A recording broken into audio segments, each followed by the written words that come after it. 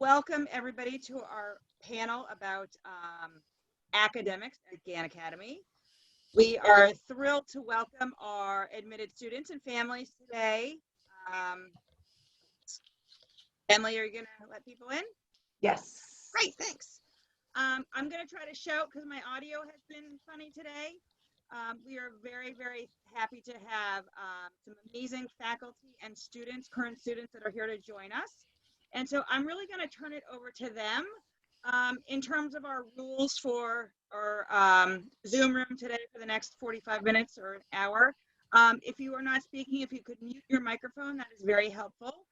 And if you have a question, you can either put it in the chat or you can raise your hand and we will call on you. So with that, I'm going to turn it over to Adam, and hopefully you can hear him. Adam, thank you. Dr. Marshak. Hi. So I see that a bunch of you actually your video is not on. And so if you wanted to ask a question, it'd be a little hard at times to see you. Also, I'd love to, see as many people as possible. So if you know how to, if you go down to the bottom of your screen, you can see that you have a thing to click on to turn your video on. So if you want to turn your video on, then you can turn it on. Hi, how are you? So welcome. We're really excited to have all of you here and to hear about the academic program. My name is Adam Marshak. I am going to be the dean of the incoming 9th grade. I'm also a history teacher, and I've been here at GAN for 13 years. And just briefly, I think the main reason that I've stuck around really is the combination of really excellent, wonderful colleagues that I get to work with, and also really wonderful students. And I really do enjoy the close relationships that I've developed with both groups. And that's one of the major reasons why I'm still here more than a decade later. So what we'd like to do is really introduce you to our students and introduce you to our my colleagues, the faculty. So I'm going to start with the students because they're by far the most important. Jeremy, do you want to start, introduce yourself, say a little bit about yourself, and then pass it on to Shira and Jenna? Yeah, sure. So I'm Jeremy. I'm in 10th grade right now at GAN. Yeah. I love GAN. It's a great place. Yeah. Jenna. Hi guys, I'm Jenna. I'm a senior at GAN. Still attending classes from home, trying to get through this tough time, but it's still nice to be able to be at GAN and meet with my teachers and friends every day. Going to college next year, so we'll see if that ends up happening in the fall, but I'm excited to talk to you guys today.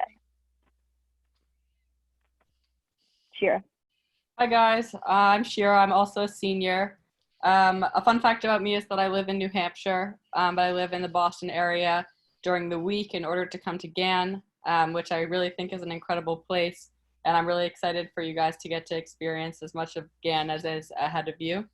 I'm also really enjoying the online classes. It's obviously much less fun than being in class with people, but I think that people are generally keeping a positive attitude, and teachers are doing fun things. Like Dr. Golden at the beginning of class the other day put on a YouTube video of a guy singing and started dancing along to it, and that was pretty fun.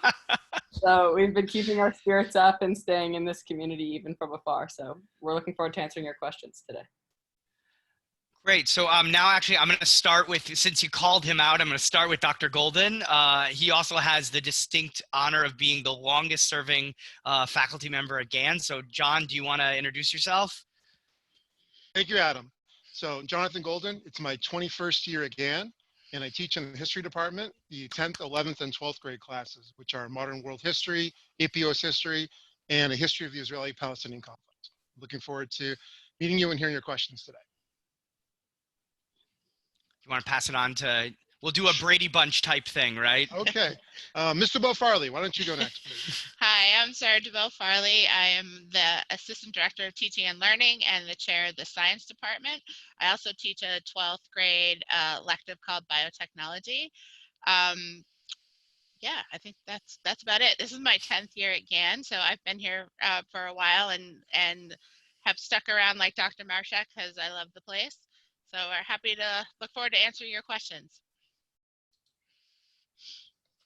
Why don't we pass on to, oh yeah, Kate pass it. Blau. Hi, everybody. I'm Kate Blyle. I teach in the English department. And in 8 years again, I've also been lucky enough to teach a little history and also to be in the dean's office with Dr. Marshak at one point. So I think that speaks to a love of GAN. I'll take whatever job they want me to do there. There's lots of ways for faculty to grow and do things that they're passionate about. And I think that that is only more true for students. Alex. Looks like it's me. I'm last. So hi, I'm Alex Lar. I'm a math teacher at GAN Academy. I teach 10th grade all this year, so I'm Algebra 2 all the time. But typically, in the past, I've taught geometry and pre-calculus as well. This is my 8th year at GAN. It's my 18th in teaching, and I am the faculty rep to the Board of Trustees, and I also serve as a mentor, and I'm the leader for the new teacher orientation and new teacher experience again. I also lead a women's minyan in the morning. As a non-Jewish faculty member, I do that. And I also run Women in STEM. And so, yeah, so I'm happy to be here and happy to answer any questions you have about math or STEM. So before we get to the questions, I think it might be helpful for all of you who are on the call to get a little overview of the academic program. And so I'm going to hand it over to Ms. Dubois-Farley to give us an introduction on mastery learning, learning goals, differentiated instruction, and all the ways in which our program, our academic program function. So Sarah, do you want to? Sure. I'm just going to give people some brief framing because I think your questions are what is going to be the most interesting. But just to give you an idea of how we think about teaching at GAN, all classes, all courses at GAN have published learning goals. So every course has learning goals that are posted on their site and are discussed with kids in class. Those learning goals are both content and skills based. And so what we're trying to do is teach to those goals specifically about the skills. And we're starting to have really great conversations about how those skills look in one department versus another. So kids who are learning certain skills in science class may have those be applicable in history class, etc. And so how we're grading and thinking about assessing kids is how well they're progressing on those learning goals and the skills and the content. Most of the teaching here is very, very student focused. It's pretty rare for a teacher to get up and lecture for long periods of time. We like to say we put get the students doing the intellectual work. So it's a very student-centered classroom. Often you'll see kids working in small groups on projects or practicing and with the teacher moving around.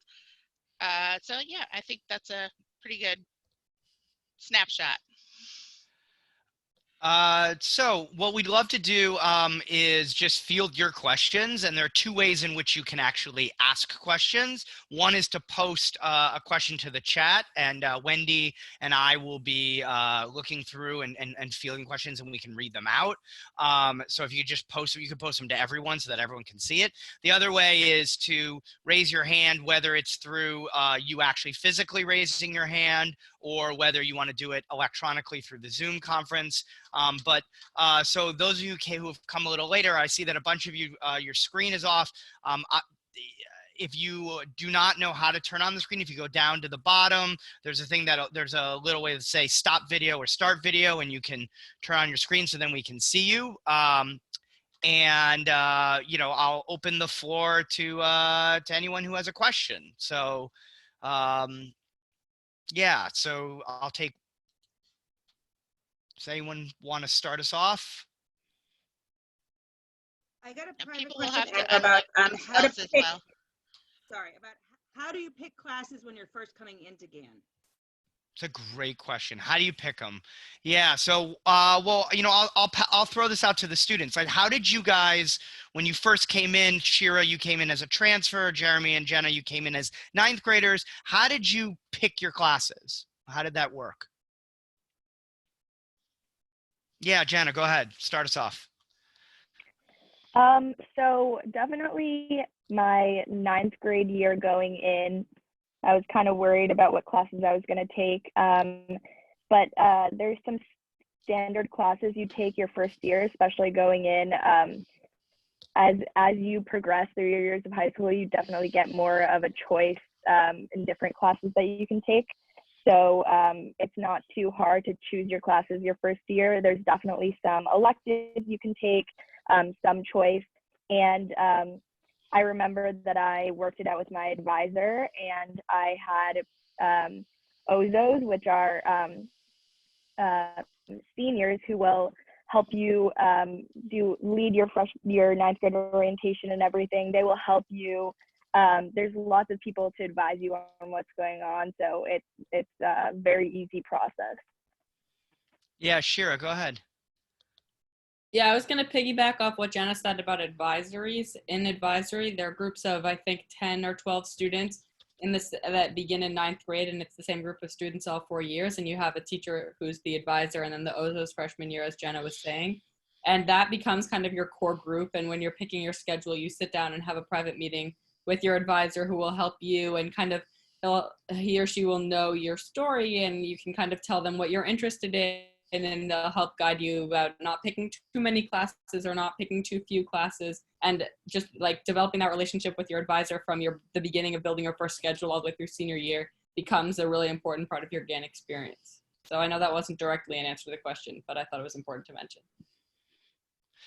Yeah, so I see that, let's see, Barbara, you asked a Real quick, question. I'm sorry, Jeremy, do you want to add something to that? Oh, sorry. Oh yeah, No no, it's worries. fine.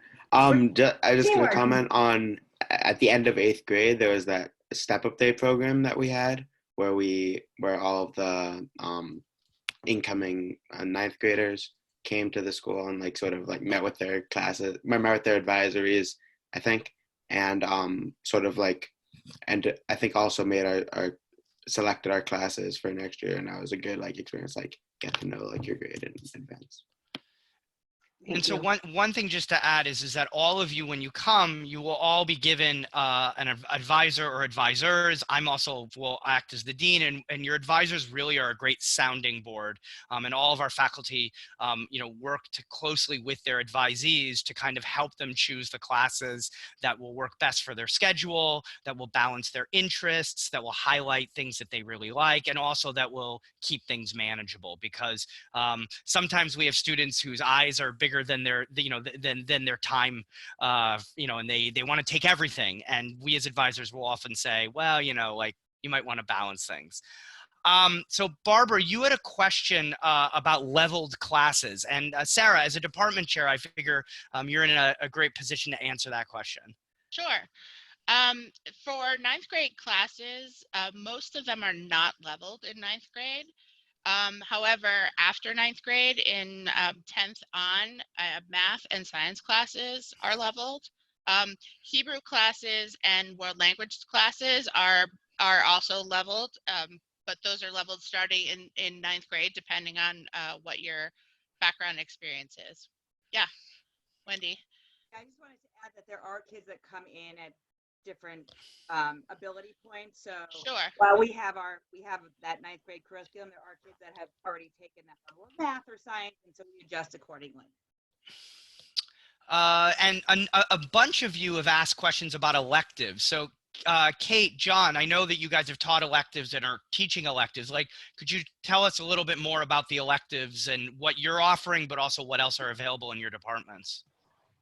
Sure. Sorry, the sun is now glaring in my window, but electives do vary by department. In the English department where I teach, there's one choice point at the 11th grade year of AP or non-AP, but elective options really kick in for 12th grade when there are different topics offered. Teachers sort of present and propose ideas, and student interest has driven where we end up with those offerings. And so our senior English classes are not leveled, but they are all different in their topic, all really working towards the same skill goals.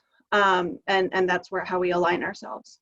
So that's the English department, but it is different for each department. Sarah, do you want to jump in? Yeah, well, a lot of ninth grade classes are prescribed. There are chances for electives for sure in the arts and in our computing design and fabrication department. Those are all places where students can elect to take additional courses in their 9th grade year.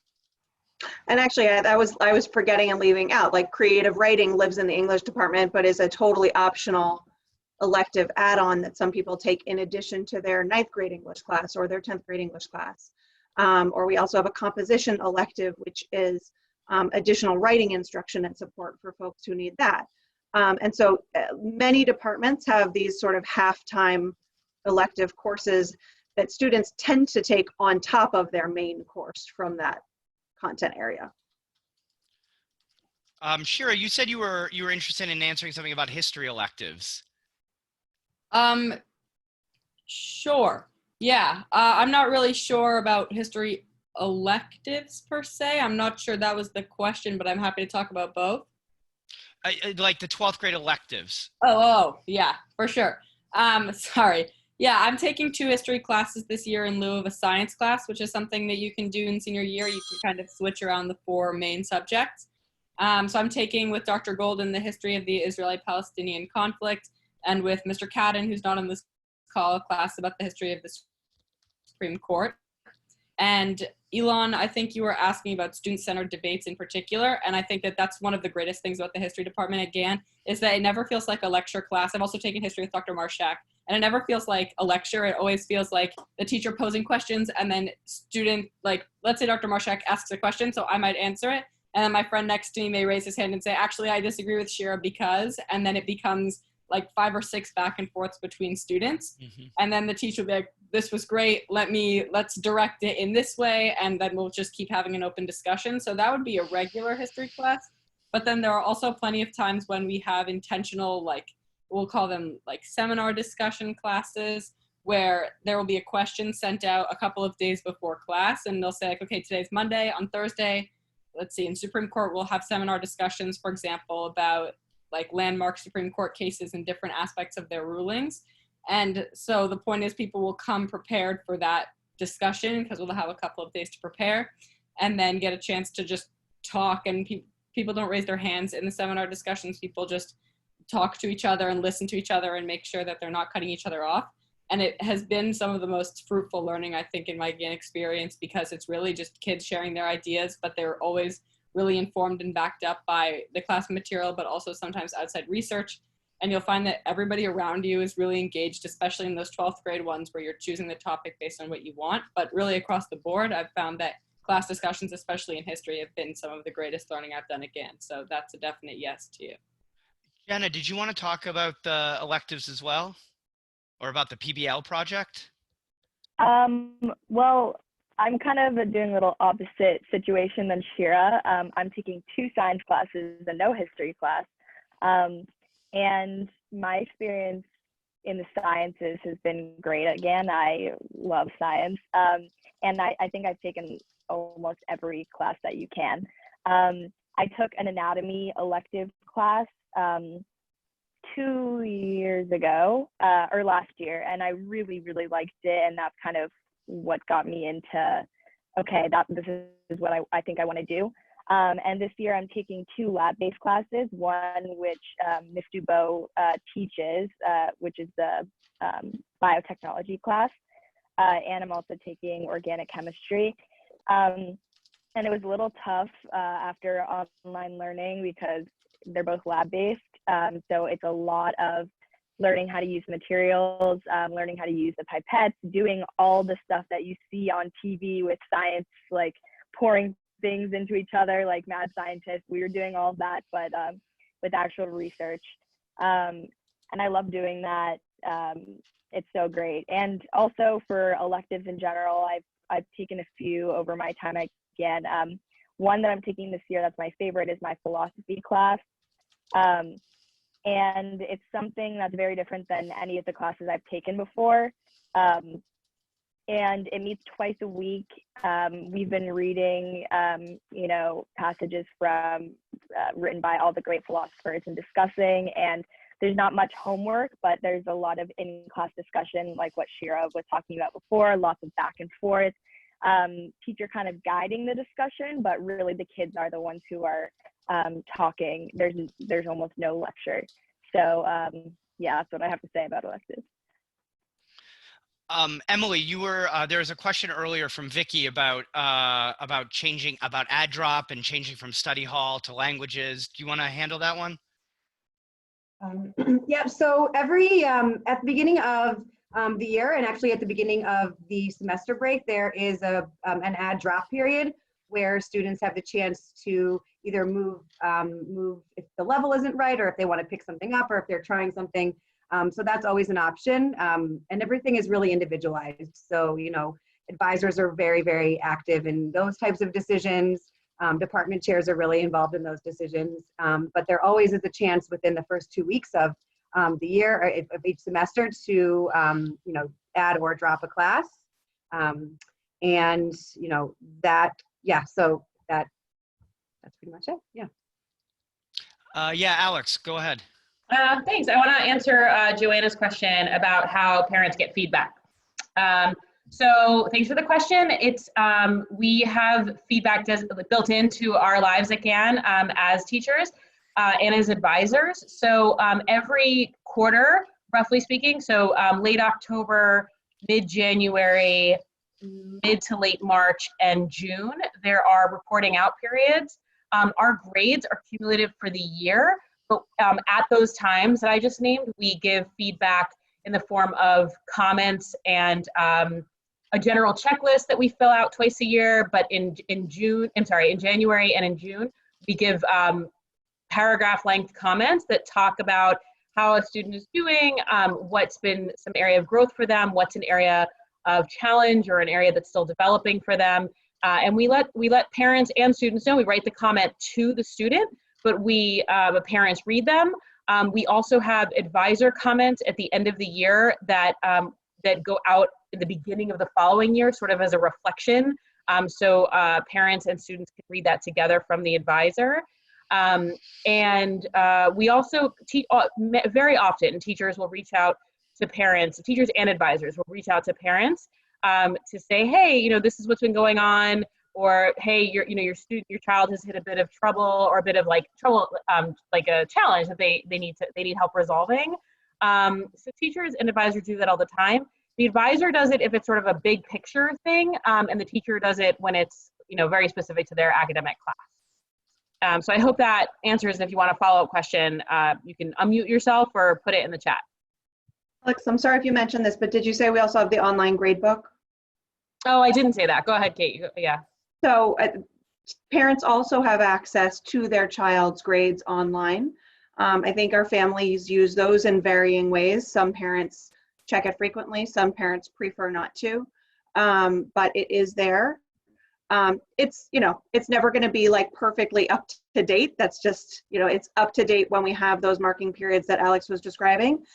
But it's just one more way we can communicate if a student is missing assignments, or you can get a sense of how your child is doing if that's a route you want to take. Great. Yeah, Wendy, go ahead. We actually have, I believe we have a current parent on the call, and I wonder, Michelle, if you're here, I'd love if you could just share some feedback as a parent about your experience, you know, working with advisors, working with faculty, how that's been for you. Hi, I'm here with Emily, but she's not in the foreground here. She likes to listen. I just wanted to add as a parent that the first time as a 9th grade parent, I have a 12th grader, and Emily is my daughter who's going to be hopefully entering next year. And the first time in 9th grade when I went into the parent-teacher advisory meeting, and these are not the parent-teacher conferences, so they have parent-teacher conferences on a regular basis. It's speed dating, and you get to get that quick kind of connection. And if you need more information, there's always an open door policy around calling and connecting and supporting your child for sure, 100%.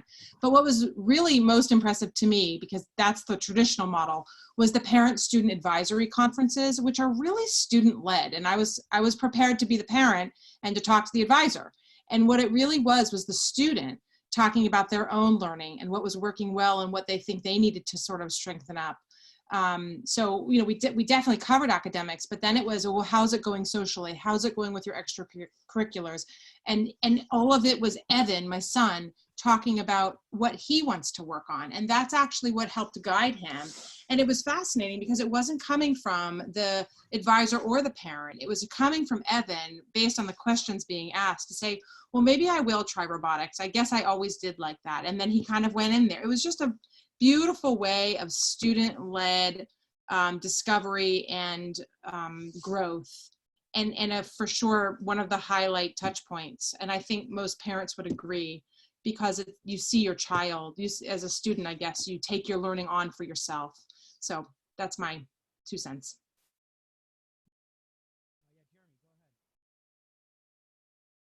Thank you, Michelle. And we have a lot of seniors on here, but Evan, I know, is heading off to a great college next year. I don't know if you want to share that or not, but our kids are really happy and doing really well. So thank you. It's great to hear from a parent. Jeremy. Yeah, so also speaking about those parent advisor student conferences, is that they're right at the time where you're signing up for next year's courses. So they also serve as like a really good way to sort of discuss what you want to take, what is feasible in your schedule, and like with your parent and your advisor of people who have different insight and different ideas at the same time.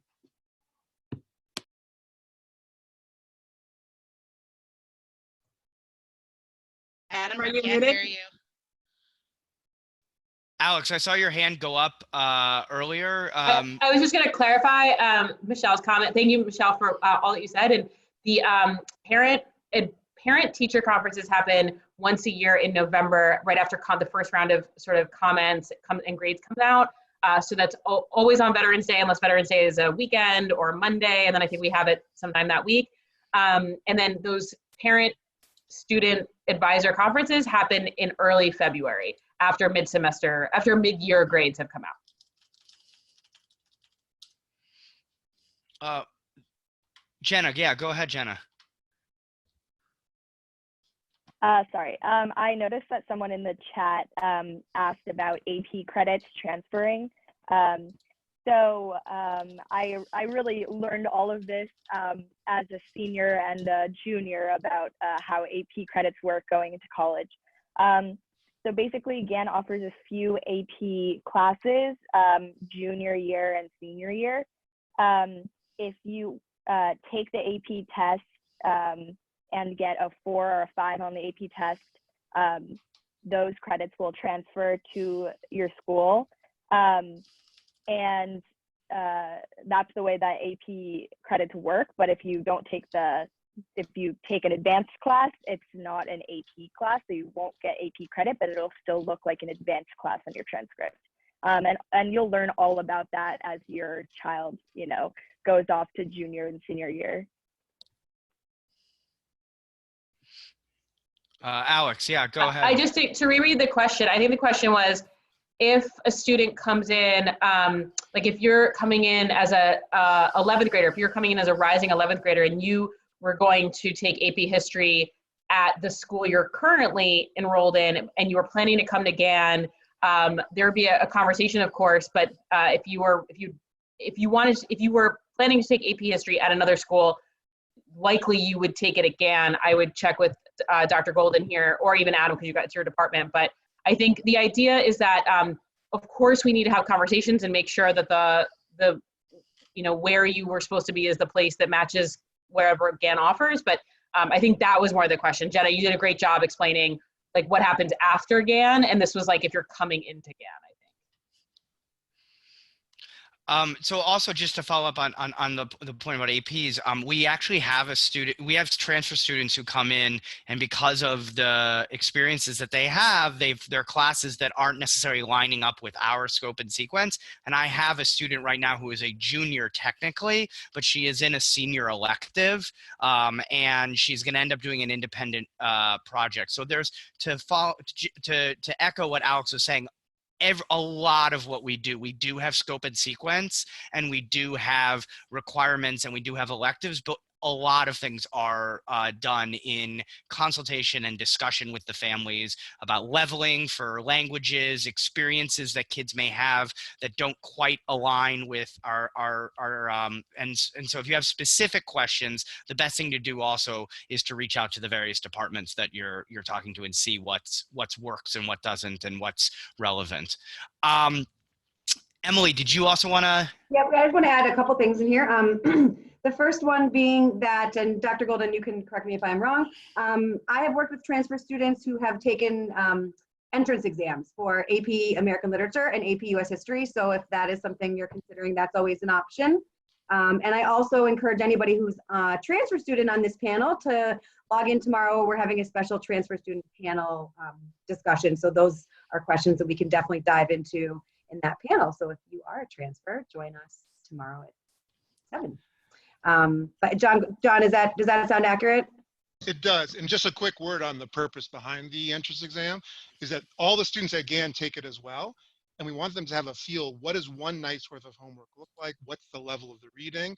And so that they're well prepared for the course. And so that's why we offer it as much as a test in both ways, both for the students and for the teacher to see where the student is, so we have the right match. So be happy in your case that you can certainly reach out to me, and I'm happy to put you in touch with Noni Cadner, History Department Chair, for more details on how that would work. Yeah, Gina, go ahead. Hi, thanks, Adam. There was a question in the chat about advisory and how an advisor is chosen for students. So I wanted to talk just a little bit about that. And I have dogs in the background, so I apologize if you hear some barking.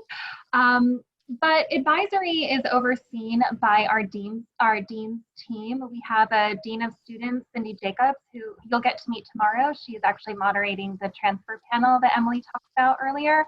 And she oversees all the grade deans. Each grade has their own dean, and those deans, they oversee the advisory program. So students are placed in smaller cohorts of advisories. There's about 8 to 9 kids per advisory on average. And it's a very thoughtful and collaborative process. Cindy works very closely with the admissions department, and she will meet with Emily and Wendy and myself to talk about all of our newly admitted students to place them in the advisory. So thinking about who would be a really great advisor to work with them and other students that, that we would like them to get to know and spend some time with.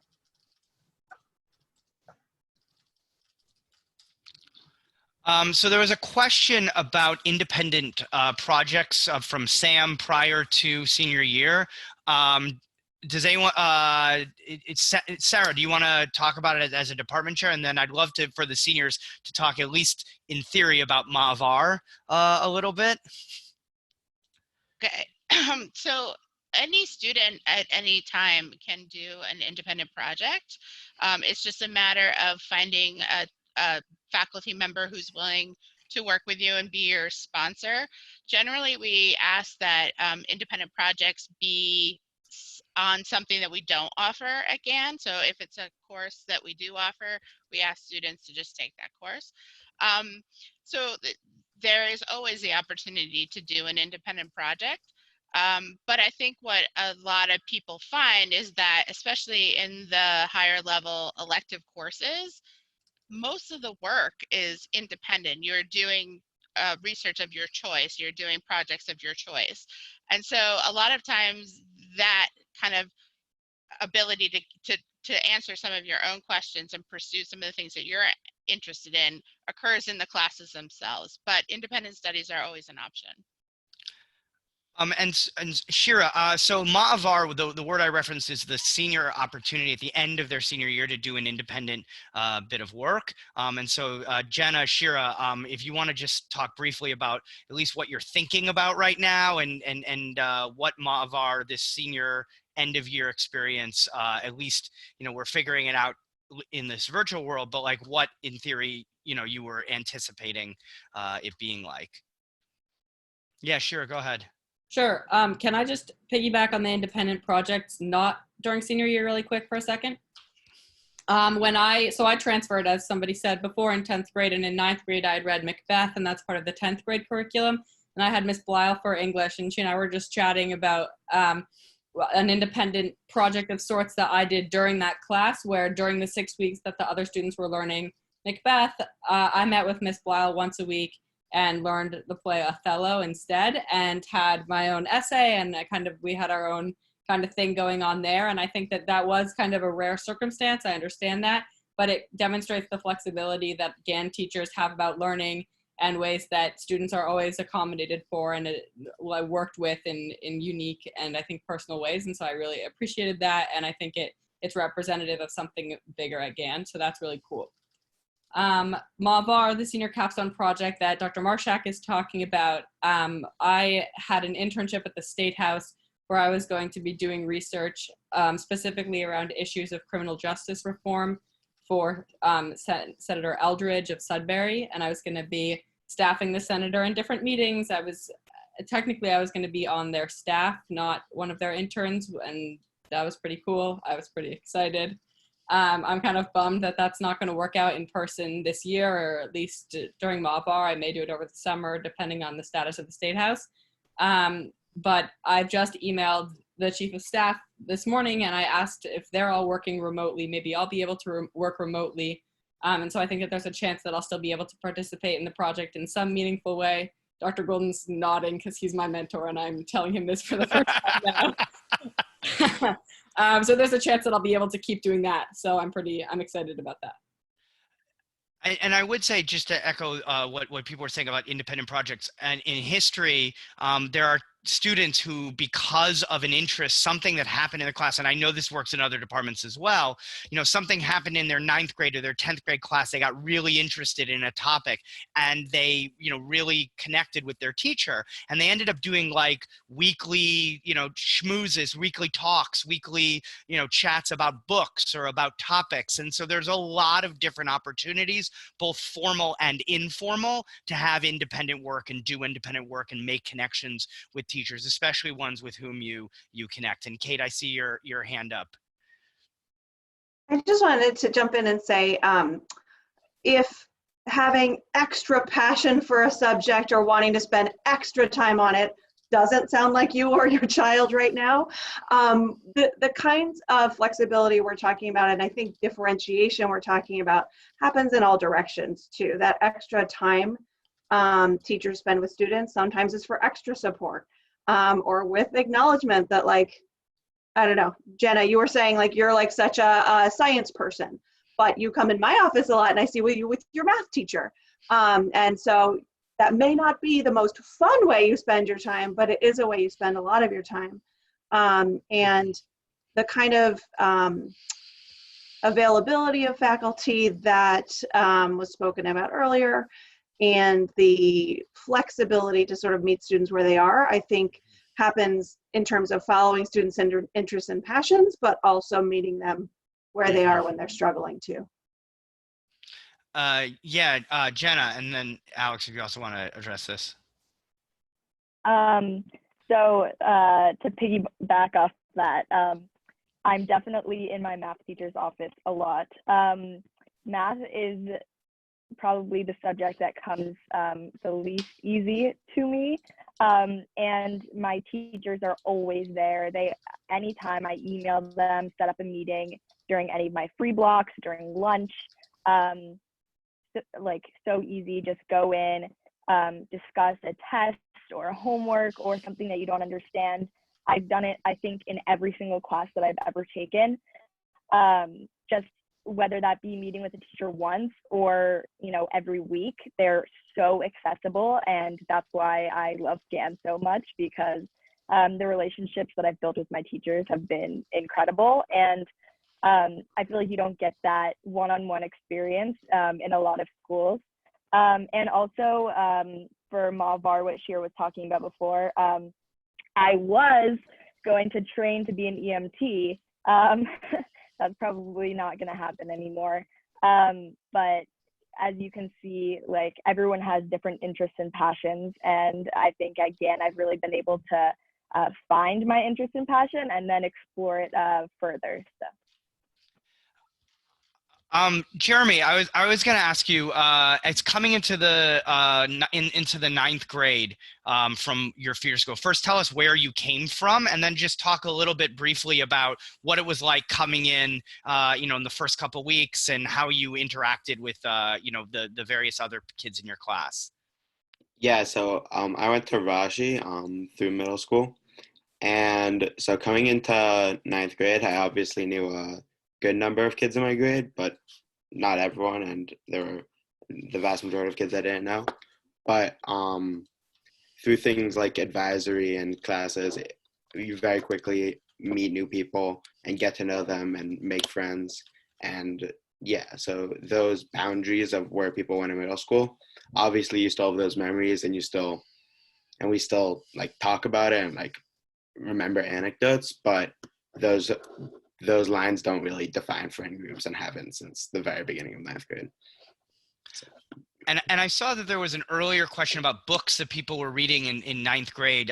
Students, do you, what was your favorite book that you read, Jeremy, Jenna, in ninth grade? And Shira, I'd say, what was your favorite book you read your first year here when you were in 10th grade?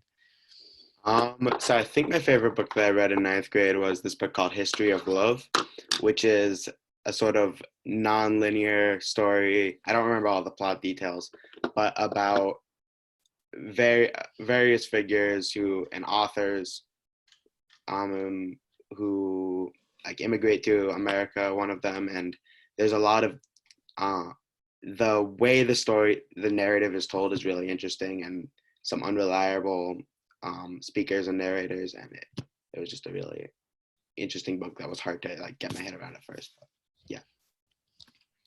Yeah, Jenna, go ahead. I'd have to say my favorite book in ninth grade was Catcher in the Rye, a classic.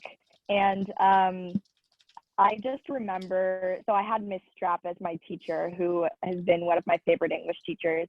And I remember how dynamic the class was, always having discussions, but also we did a lot of like acting. We had, it was like a mixture of learning vocab and learning the deeper meaning of the text, and we went on little field trips around the school. And I just remember that being a really fun class and a really good book. Okay.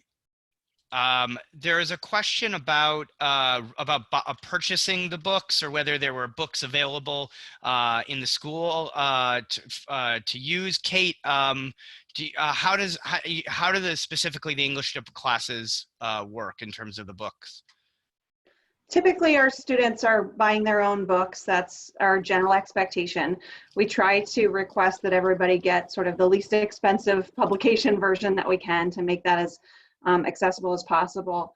But the English department really feels pretty strongly about using paper copies and taking notes inside of them. And so having your own new copy of the book enables that to be possible. We have some extras, and there are often some, if you are a careful looker in the end of the school year, you could probably round up all the books you need for the following year if you just check the locker pods. But I think that the value piece of that there is we don't generally use digital copies, although we often encourage students to use audio in addition to their physical book, if that supports them. Wendy, I see you up in the corner, at least my corner. I was also just going to add that we're a bring your own device school, so students are required to bring a laptop to school. And then we do all the orientation and setup for you with our OneNote system, and get you up on MyGan and provide you everything you need to be able to use that laptop at school. It doesn't have to be an expensive laptop. It just has to be some sort of device that you can connect to the internet. And a lot of our assignments are posted up there, and those are used in the classroom a lot as well. Alex, I think, had an answer to a scheduling question that had been asked before. Thanks. Yeah, I'm going to go ahead and answer Sophie's question. Sophie, thank you for asking the question a little while back about what the required classes are. So I'm going to do what we've been doing again when it comes to sharing screens. I'm going to share just briefly. So everyone should see now, this is a sample ninth grade schedule. there are a few things to point out that almost every, sorry about that, every student takes geometry to start. There are some exceptions, but generally that's what happens. And then every ninth grader takes physics generally. I'm trying to highlight that for you. And then there's history, there's Jewish studies, there's English, there's a language, which is, not every student takes a language, but that's an example what you can take. Every student takes Hebrew. And then there is down here, we have yoga, you're assigned an advisory group. So all of those things I've highlighted are required, except for the Spanish that is not required. Yoga.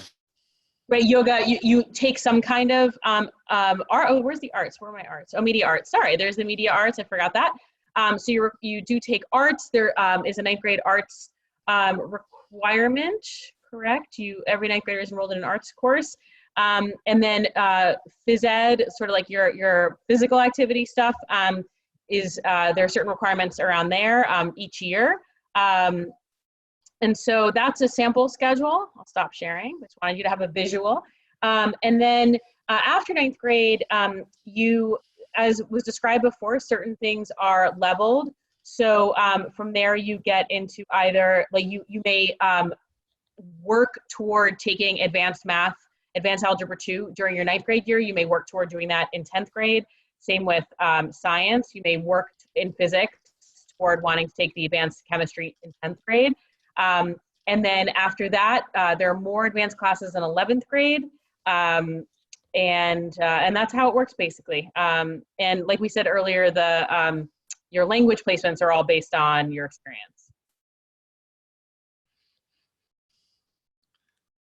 So I just saw a question that said, does every class meet every day?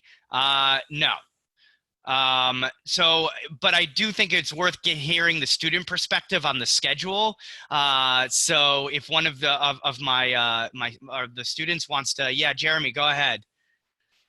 Yeah, so the schedule seems kind of complicated at first, but you very quickly get the hang of it. So every class is assigned like a block. So for instance, for me this year, I'm taking computer science C block and Spanish D block. So and then the blocks are arranged in a way where it goes alphabetically, but you have, I think, 6 academic classes a day, and there are 8 total. So and then Friday it rotates, so there's 3 different Fridays that it switches between. So ultimately you'll take every class 3 times a week plus every 3rd Friday.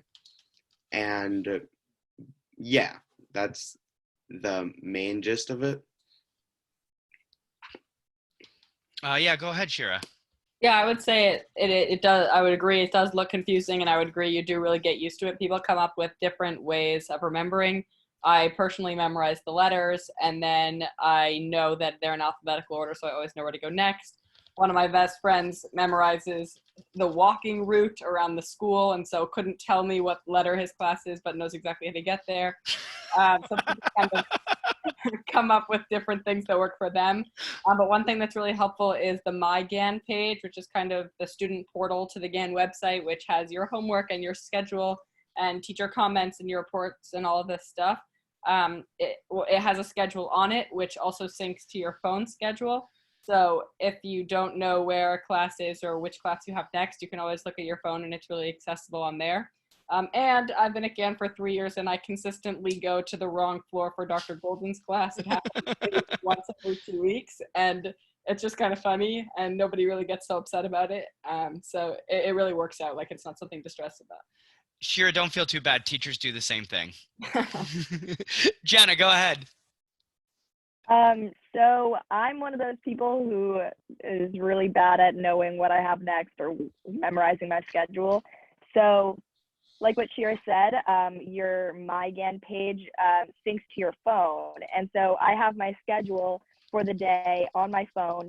And so every block, I know where I'm going next. I know when my free blocks are, which you will get after your 9th grade year usually, if you don't fill your whole schedule with an extra language or art. And there's also Minion in the morning, which is before class starts, which is on your schedule also, and you'll be able to choose which Minion, which is the prayer service that you can take. And also for sports or after school, you either have it one of two blocks, either right after school or after that period. So it switches off every day. And you have to take two sports every year. I took soccer and lacrosse my first year. I had never played lacrosse before. I loved it. And I've been playing since, and I've played soccer for years, and I also was on the team. So I really recommend sports. They're great. Sarah, you have your hand up. Yeah, go ahead. Yeah, I wanted to answer Giselle's question. She had a follow-up about what Alex said about working towards an advanced class. So as we said before, most ninth grade classes are not leveled.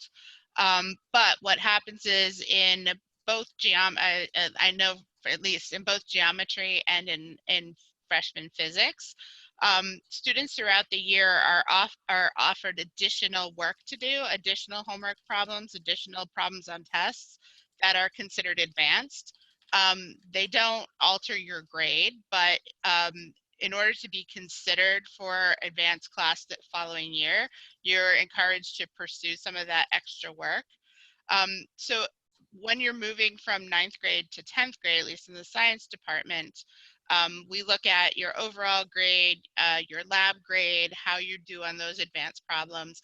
And those are all things that we take into consideration when we make a recommendation for placement into advanced courses the following year. And that's true moving from 10th grade to 11th grade as well. Ben, you asked a question to the students, and then I think this is the last question that we have time for live. But I think we can also, we're happy to take questions offline and to get back to you with the, with the answers. Jeremy, Shira, Jenna, you guys have busy schedules. How do you have time to meet with teachers, and how do you actually go about doing that? Yeah, Jeremy, go ahead. So there's a lot of built-in time throughout the day. First of all, on Mondays and Thursdays, there's mandatory Minion, but on all the other days, it's optional, and that time is a community block if you're not going to the Minion, and that's a time to meet with teachers.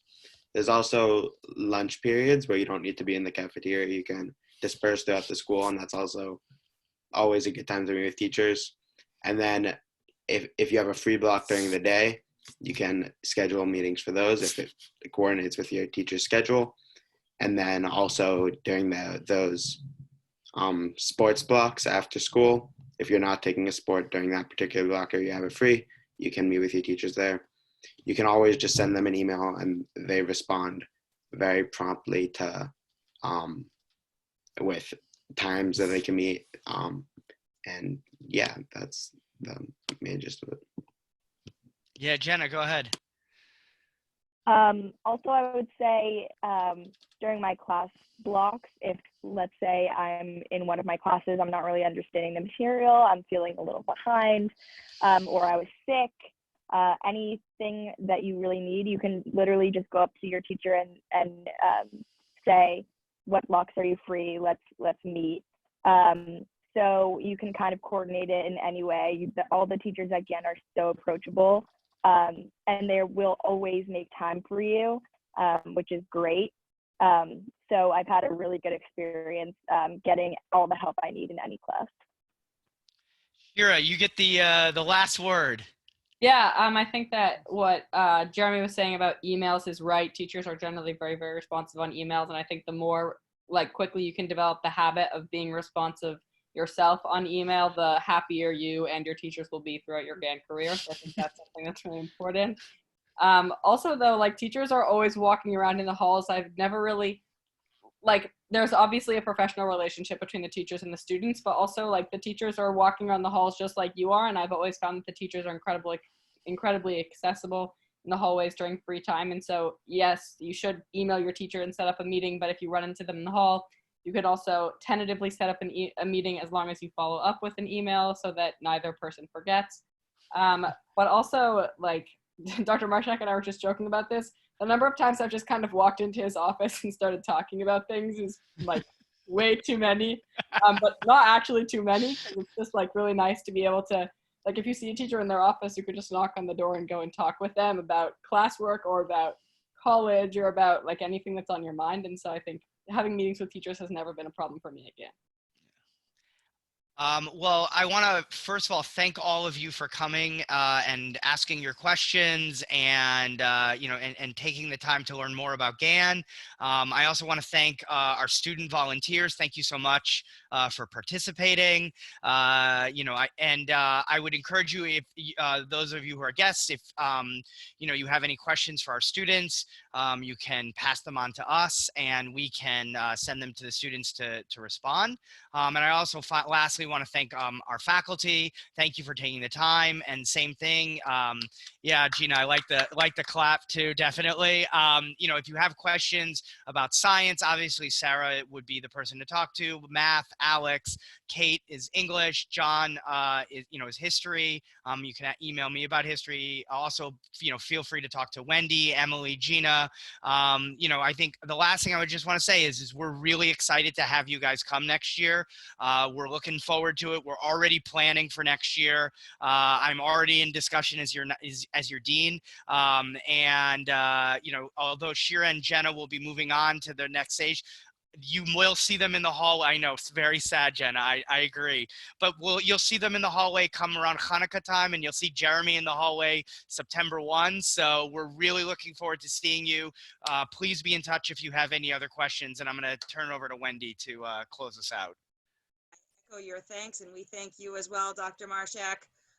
This recording will be online or on our admitted students landing page, which is here. And a reminder, tonight we have another panel at 7 p.m.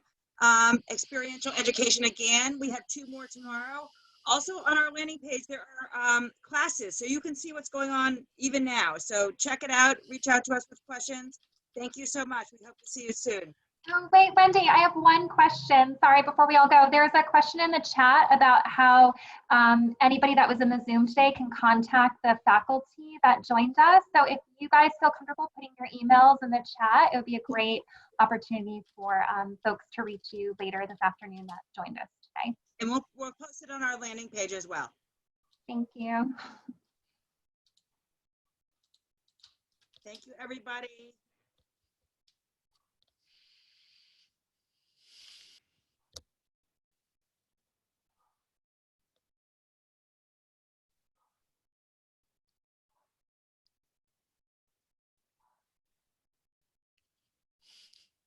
Great. Thanks, everybody. You're welcome. Thanks. Have a great day.